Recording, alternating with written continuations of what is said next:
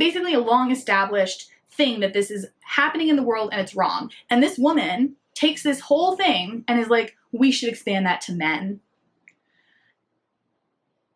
No. Just no, absolutely not.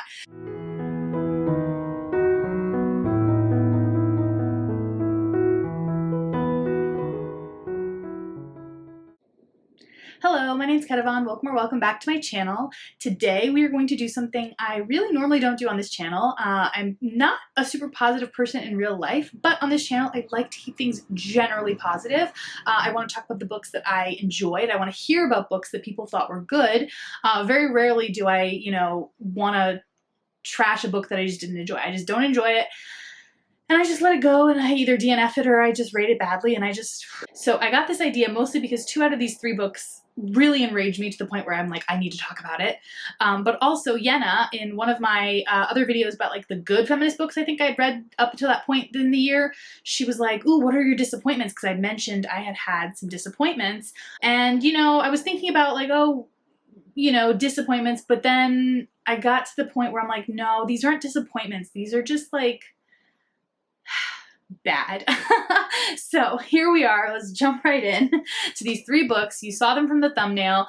I'll start with the first one, Lessons in Chemistry, just because that's the popular one. That's probably why you clicked on the video. And actually, this is the one that doesn't enrage me. I picked up this book because I thought it would be great. It's about a woman in science. I'm a woman in science. I really thought this would gel with me. And they label it as historical fiction. I guess technically it is, but I like to call it in my head more like historical fantasy because, the plot is so contrived. It's so unrealistic. It's so like, I don't even have the words. It's just, it's just so trite. Trite is the best word for this book. So the first thing first, because all 3 of these, the real thing that like truly irks me is that there's like really big mistakes in them. And this one obviously is fiction. There can't be too many mistakes in it. But the one that I was just like, how is this possible?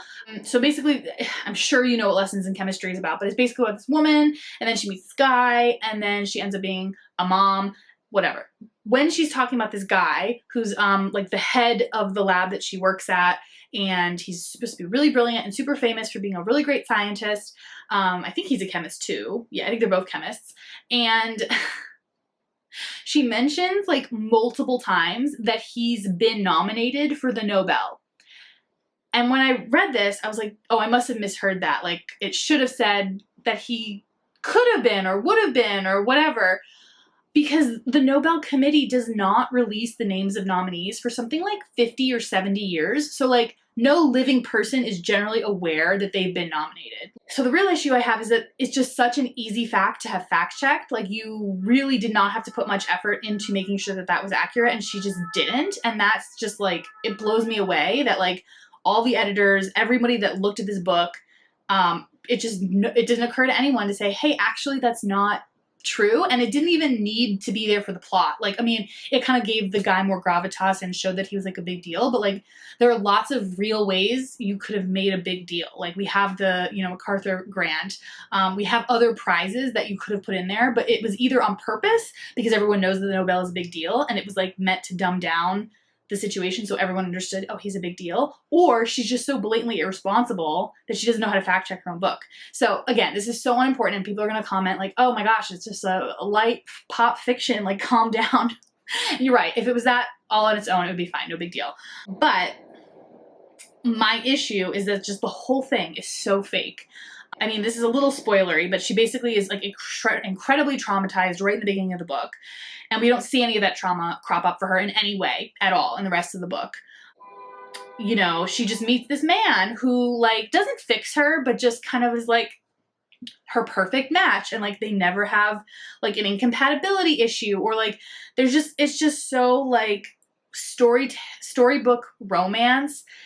Without spoiling it, it's not literally storybook romance perfection, but then like she's, this whole, like the whole thing that she has this cooking show and everyone loves the cooking show. It's like, no, the mass audiences of the 60s would not have loved that. They would not have loved it. And it's like, it's like fun to think about how like, oh, if only there was this like really great feminist back in the 60s who was on television teaching us how to cook via chemistry, then maybe we would have all just like known how to free ourselves. And it's like, no, if that could have happened, it probably would have happened. You know, societal changes happen in shifts and moves, and it's not something that one person on their own is going to be doing all by themselves. And FYI, there were lots of other feminists doing things in the 60s. And, you know, this idea that like, oh, well, she did it because it's more palatable this way. And like, you know, it was there for a cooking show and she wasn't really talking about feminism. And so, you know, she just kind of like slid it in there. And it's like, that's not how it works. Like, you can't like accidentally empower someone to value themselves. Like, it's just, anyway. This is the one I care the least about, so I'm going to stop talking about it and move on to the ones I do care more about. So next up is Ejaculate Responsibly, A Whole New Way to Think About Abortion by Gabrielle Stanley Blair. This is not a whole new way to think about abortion. This is a whole new way to think about semen, for sure, because she seems to think about semen quite a lot. But so that's my number one critique of this book. This is written by a Mormon mommy blogger who is very conservative Christian. And she's like, wow, I'm so conservative and even I'm not against abortion. Like, what's wrong with you people? That's her attitude. This book was born of a Twitter thread where she said something along these lines, like, hey, you know, all pregnancies are from an ejaculation. It's not really the woman's responsibility. It's, you know, really it's about the semen that made her pregnant. And that, like, I don't know, was popular on Twitter. I'm not on Twitter, but like, this is what I read about when I read this book.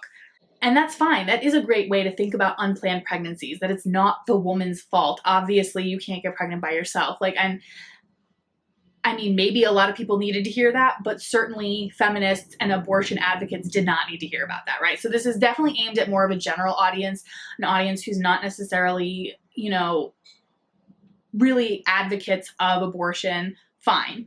So the issue I have with this book is that, one, it's not even about abortion, which is fine. If you're trying to get people who are anti-abortion into the fold of feminism. So, and the real issue with this is not, you know, that I don't agree with her, or that I think this is too basic, or she's not really advocating for abortion, because she's not, by the way. She doesn't advocate for abortion. It's really that these mistakes and these inaccuracies are dangerous. And it's not just like, oh, this is a basic 101 and that's not as complicated as it should be. These are actual, like, really horrible things being perpetuated. So let's get into that. So the one that is really the most egregious and absolutely unacceptable is the way she treats HIV. So you might be thinking, wow, it's a book about abortion, or not about abortion. How did you get HIV in there? So her entire premise is that basically men have to put their semen into a woman to get her pregnant. And so it's them putting the semen into the woman that is the problem in terms of an unwanted pregnancy. And so she made the comparison between that and people who are HIV positive, not disclosing their HIV status to partners and having unprotected sex with those people, and thus exposing them to HIV, and that being criminalized, and how that's a crime, but why isn't that the same, like, mindset applied to semen and unwanted pregnancies? And I hope I don't have to say much for people to understand that doesn't even work as a logical conclusion, because presumably all the sex is consensual, minus the disclosure during the HIV situation. Women are allowing semen to enter their bodies. This isn't like, you've exposed me to semen. Like, it's like, it's different. But on top of that, she basically advocates for the same situation to be applied to men. Like, if you've exposed me to your sperm, we should criminalize that and make that a big deal, because it's a big deal apparently to have an unwanted pregnancy. So in case you didn't know, the criminalization of HIV is definitely a thing that society does. It's also a human rights violation, and it's not okay. And it's one of the many things that is wrong with this world. And it's not something we should say, hey, look at what they're doing over there, let's expand it. It is not something we need to perpetuate or advocate for or use as an example. It is not okay. So just for a quick, because I know a lot of people don't know about this, for a quick recap, essentially you might be thinking to yourself, well, hey, if someone's lying to people and not disclosing to them that they're HIV positive, and then the person gets HIV, like that is a big deal, you know, like that person should be punished. And maybe I would agree with you. I don't, but I might agree with you, except for the fact that that's not how the world works. And the way the laws are being applied very unjustly. So for example, someone who's being arrested and they spit at a police officer or a corrections officer once they're incarcerated. That person will get a charge of, you know, non-consensual, I don't even know what it's called, but like non-consensually spreading their HIV, even though HIV can't be passed by saliva. And I'm not making this up. This has happened. This is a real thing. This is how twisted that logic can get. You know, like, okay, we had sexual contact, but we didn't exchange sexual fluids. Still exposed me to HIV? No, you didn't. If there's no fluids, there's no HIV. So nowadays in the HIV world, if you haven't heard of it yet, U equals U, undetected equals untransmissible. So basically our medication works so well that now people's HIV levels cannot be detected by a blood test. And if that's the case, and it's been the case for a certain number of months, that person cannot pass on HIV. It is physically impossible for someone to expose someone to HIV because they can't pass it on. The law would still apply to them. And you know what? I'm all for people being more ethical around disclosing things, but 99% of the time, the other person doesn't ask, and it's on the person with HIV to disclose. And you know what? We don't live in a world where people are free to disclose those kinds of things, and it's not perfect, but criminalizing the person with HIV is not the answer. And this is well documented by human rights groups. This is not just me and my opinion as a radical feminist, although you would argue a lot of human rights groups are full of radical feminists. But yeah, so this is basically a long established thing that this is happening in the world and it's wrong. And this woman takes this whole thing and is like, we should expand that to men. No, just no, absolutely not. So that's the worst thing. Very briefly, I wrote a very angry review on Goodreads. If you want to find it, go for it. So I'll just briefly go over the like myriad of issues that she presents in this book. So she has this really weird idea that condoms and vasectomies are the same thing. And she has this like delusional idea that vasectomies are reversible. Are vasectomies biologically reversible? Absolutely. It is biologically possible to reverse a vasectomy. For rich people. It costs minimum $5,000 to reverse a vasectomy. So she doesn't have a class analysis on the situation at all. Because of course most vasectomies are free, either through Medicaid or like some sort of low income insurance or through regular insurance. You won't pay much for a vasectomy. To reverse it though, that's considered cosmetic or elective and they won't pay anything of it, so you're paying all out of pocket. And that's in any, like, this is not a US problem. Like nowhere in Europe are you gonna get a free vasectomy reversal. Like nowhere in the world, okay? It's not a thing. And also it doesn't work all the time, right? It's possible for some people, but not for all people. And if you are aware of the fact that you might want to reverse it in the future, you are not eligible for a vasectomy. If you tell the doctor, I'm going to bank some sperm so that if I want to have kids later, I'll have some sperm. I will reverse it later if I change my mind. If you even hint at either of those two things, the doctor will not perform the vasectomy on you, because vasectomies are considered a permanent birth control method and they are only for people who no longer want any children for the rest of their lives. She has no contact with people who've tried to do this. She has no contact with real doctors who are performing vasectomies. She has no idea how paying for healthcare works. She's clueless. And so she just makes these pithy little things like, oh gosh, like, I mean, if men really don't want to have babies, they should just have a vasectomy and then reverse it later. And like, at first I thought she was being joking, as if it was like a satire nonfiction kind of thing. And then in the end she'd be like, okay, but seriously, this is how it should work. But no, that's definitely 100% her 100% serious argument. So other little things are that, you know, she really is like sure that only men don't want to use condoms. It can't possibly be a woman or someone with a vagina who doesn't want a condom in their body or doesn't want to use a condom during sex. It's only men, which is patently not true. Hi, if you're new here, I'm a former sex educator. I have talked to hundreds, if not thousands of people about their sex lives, their sex problems, whatever. It is not men. It is not all men who don't want to use condoms. Of course, the majority are men. I'm not going to lie. A lot of men coerce women into not using condoms because it doesn't feel good, whatever. I'll admit that. But her argument is that it's only men and men should be more responsible. It's not true. It's just not true. Another big issue is that she completely erases queer and trans people from the book. And that's why I've been using he and she and man and woman instead of like people with a penis, people with a vagina as I normally would, because that's how she phrases it. And she's like, I'm just trying to make it simple and make it like, you know, not complicated and really easy to understand. And I know I'm doing it and I'm saying it up front so that you know I know and blah, blah, blah. And it's like, no, that's not acceptable. The book was published in 2022, I think. Queer people trying to access abortion, these people are actually marginalized. They need to be included in the conversation. And frankly, she's not up to the conversation and it shows. So, okay, now we're done. We need to be done. And last but certainly not least, we have Motherhood, a Manifesto by Eliane Glaser. This one, I don't know what to say about this one. Let's just get into it. Let's just dive right in. So the main thing, even if everything else was perfect about this book, it is a failure. It is a fundamental failure because it is called Motherhood, a Manifesto. A manifesto is a call to action, a call for policy, a call for change in society.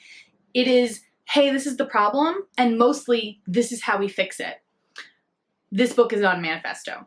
There's literally a paragraph with 3 things she wants to change, and that's the whole thing. So they eventually changed the title because they were like, wow, this really isn't a manifesto. We should probably stop marketing it as a manifesto. So then you might be thinking, okay, it's not a manifesto. Maybe it's all about her. And she does interject some stories about herself. She said, when I was in the thick of it, this is how I felt. I felt judged. I felt like I couldn't connect with other moms. I felt blah, blah, blah.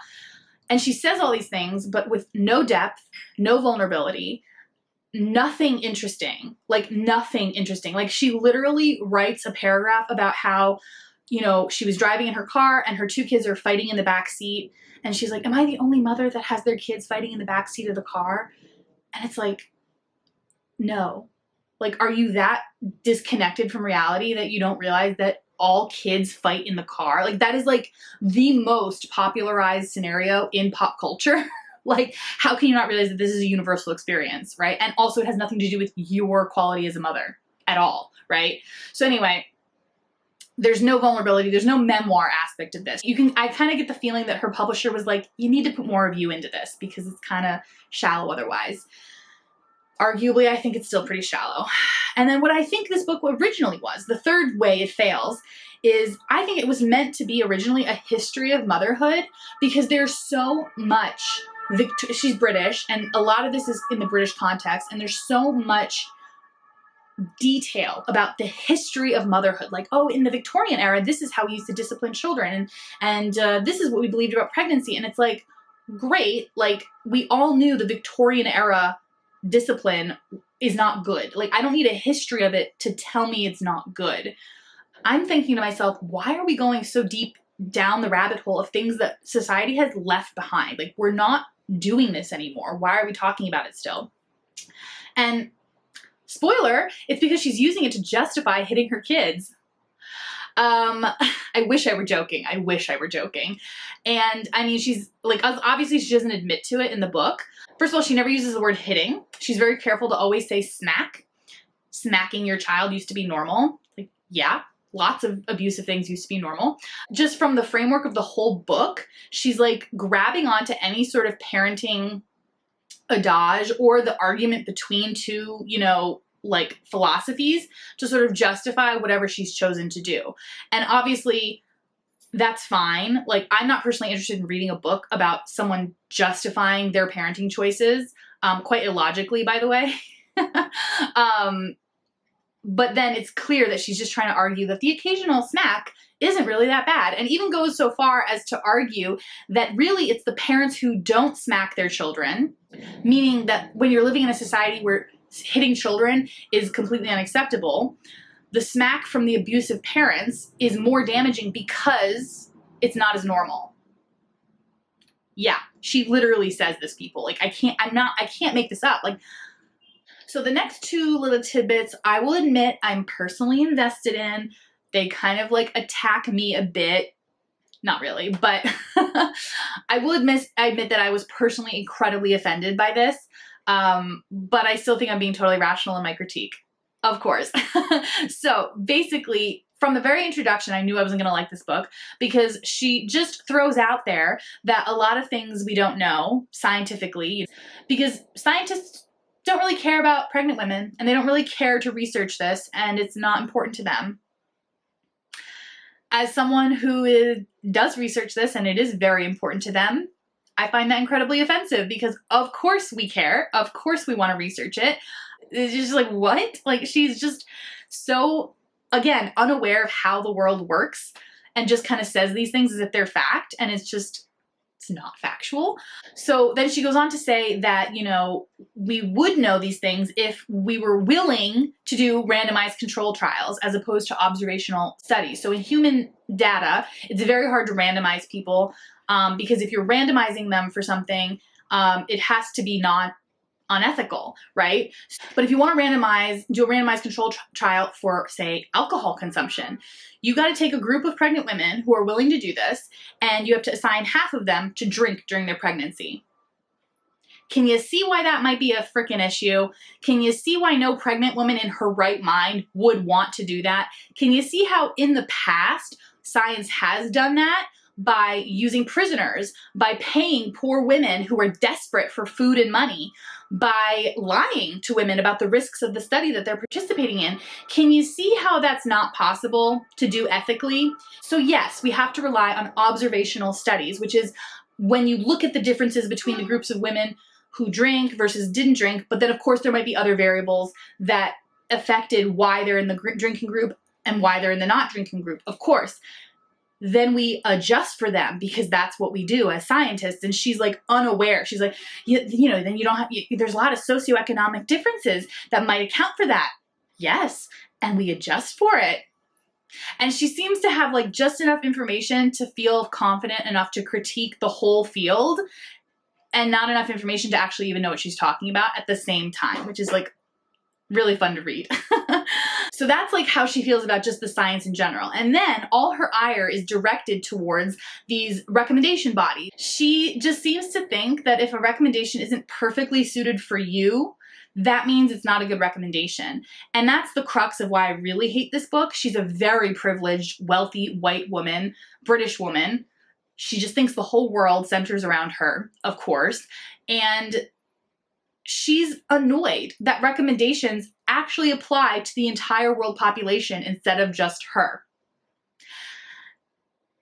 And I'm sorry, but I just can't stand these people. I cannot stand these people, you know? And this is what bothers me. It's the individual people who will say, oh, it's 4 months and you're not breastfeeding. You're supposed to breastfeed for 6 months. Like, the judgment of individuals is the problem.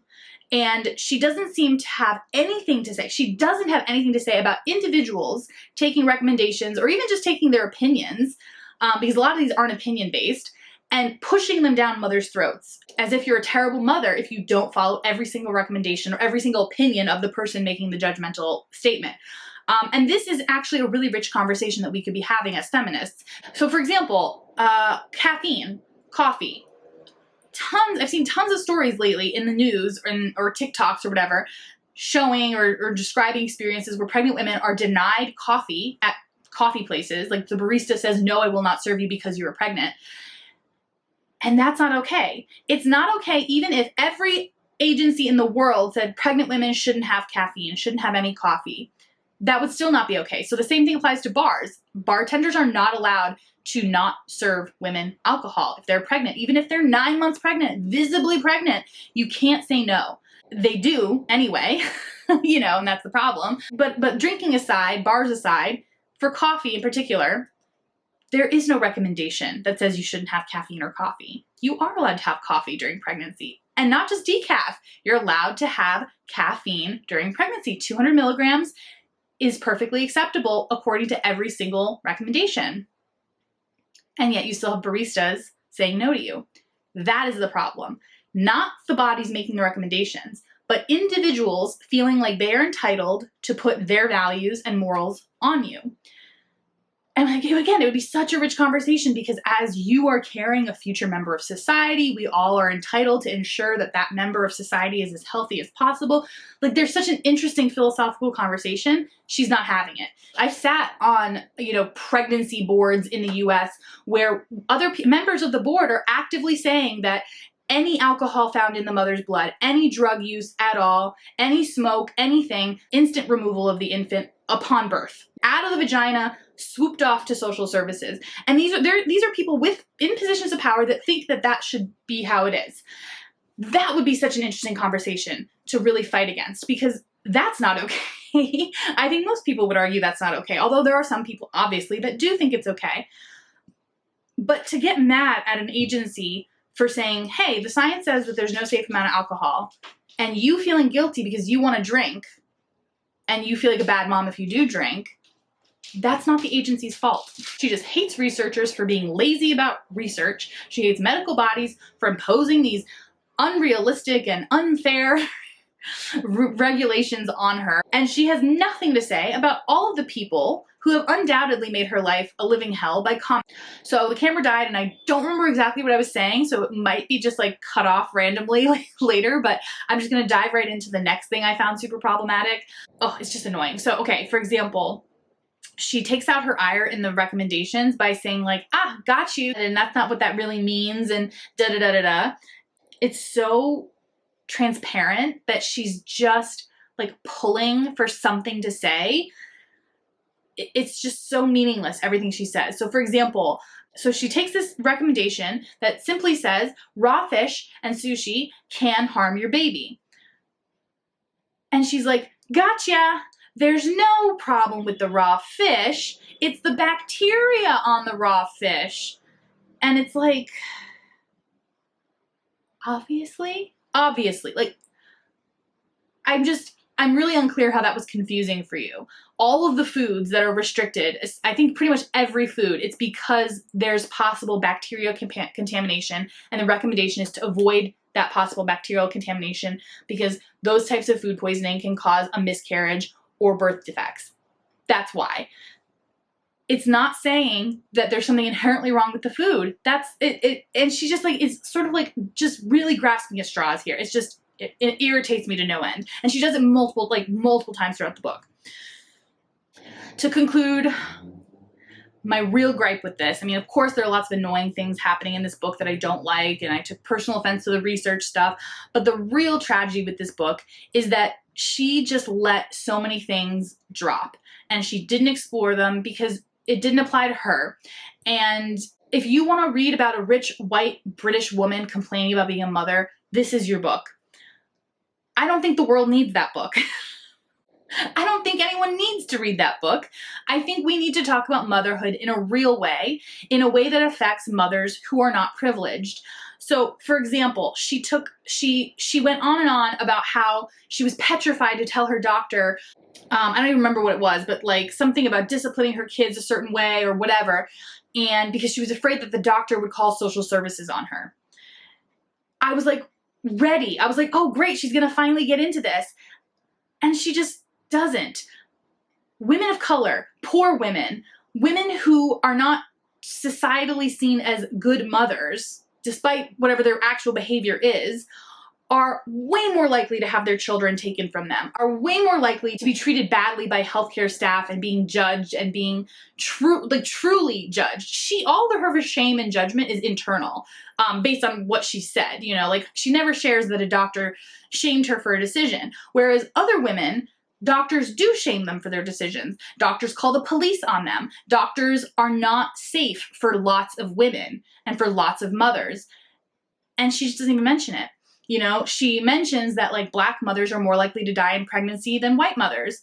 And she doesn't even mention why, racism. She mentions Serena Williams, and she doesn't even mention the fact that Serena Williams, who is an Olympic level elite athlete, who has a history of blood clots, almost dying during her childbirth because she said, hi doctor, I feel a blood clot in my leg, I need you to check it. And they said, no, you're fine. And she literally almost died. So she mentions Serena Williams without mentioning the rest of that story. Like, you can just tell she so actively didn't want this book to be about anything other than herself. You know, she mentions in the very end something about how screen time, people feel guilty for screen time. And she doesn't even mention the fact that a lot of kids in poor neighborhoods, in dangerous neighborhoods, are on the screen because not only can they not go outside alone, they can't go outside with a parent or someone responsible for them because it's too dangerous. Again, just not mentioning any of these things that real mothers, like real mothers who are struggling, have to actually deal with. She talks about how white, wealthy women are pressured by hospital staff. And this is data, I believe this is data that shows this, that are pressured by hospital staff to breastfeed. And really like, you know, hey, you gotta try, we gotta get you a lactation consultant, we gotta do this, we gotta do this, blah, blah, blah, because demographically, white, wealthy women do breastfeed more often.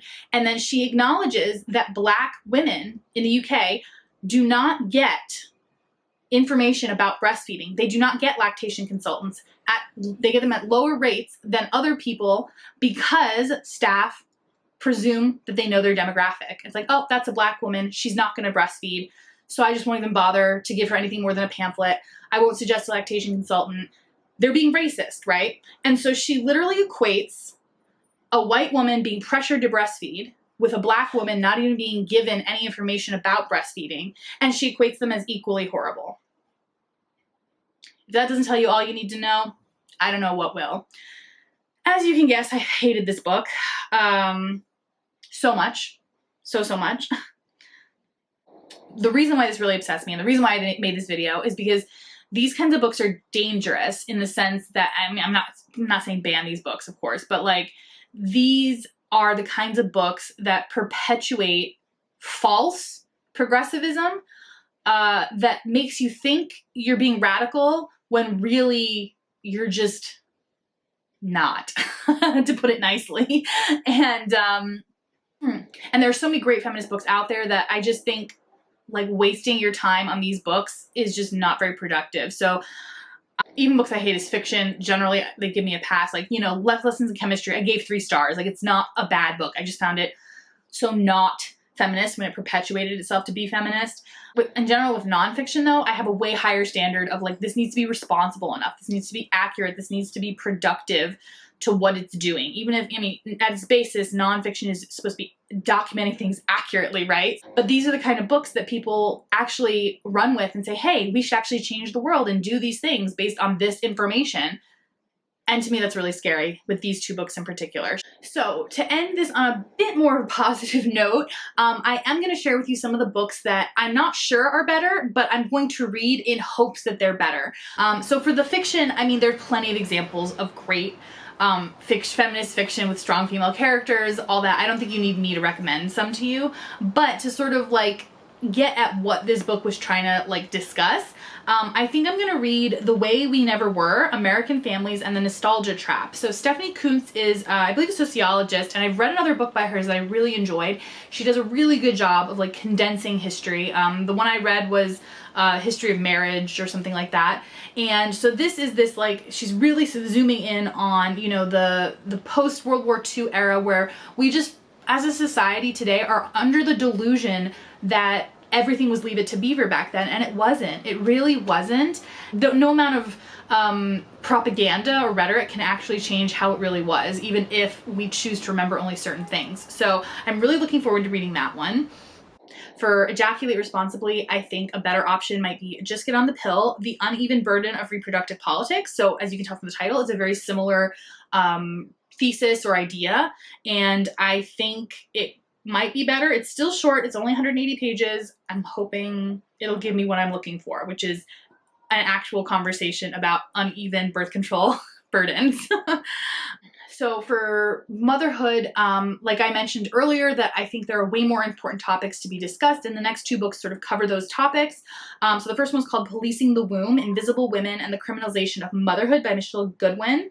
And this one discusses all about how, you know, with this like, you know, anti-abortion, you know, legal system shift, we're getting a lot of criminalization of stillbirths and miscarriages. We're getting a lot of coercion, you know, in the criminal system. So like if you don't want to give birth to your baby in prison, you're going to accept this plea deal.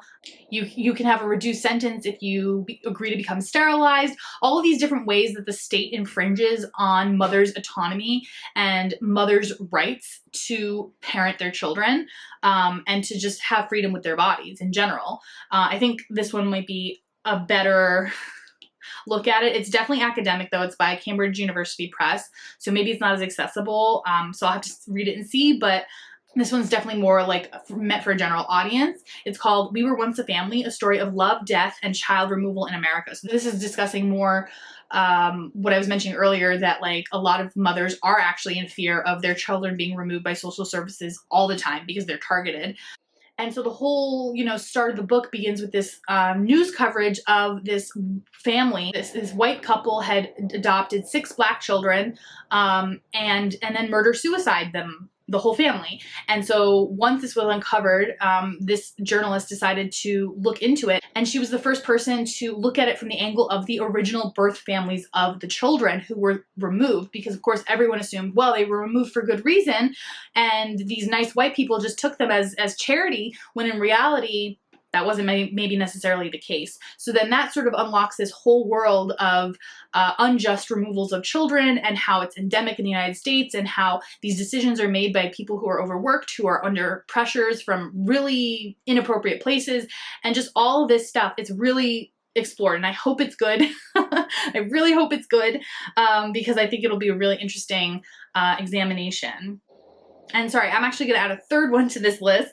It's called Behind Closed Doors, Why We Break Up Families and How to Mend Them. So this is not from a specific story of like something that happened. It's just a general overview nonfiction of why child services operates the way it does, what we can do to change it, things like that. So hopefully that will be another good option as well. So yeah, those are going to be the 5 now books that I'm going to think about picking up to sort of like supplement my reading from these awful books that I read. But I definitely want to hear from you. I want to hear from you in the comments about books that you were really disappointed by, really thought were like inappropriate, nonfiction, like, inaccuracies, didn't think it was like the right angle, not appropriate, whatever. And I also want you to vote for which of these 5 books at the end that I discussed, which one I should read next, because I'm kind of like at a, decision standstill. I'm not sure which one to go for first. So you decide and I'll read that one. And yeah, I'm just really looking forward to getting into some better books on these subjects, because I love these subjects and I just was sorely disappointed by the books. So yeah, thank you so much for watching, and until next time, bye.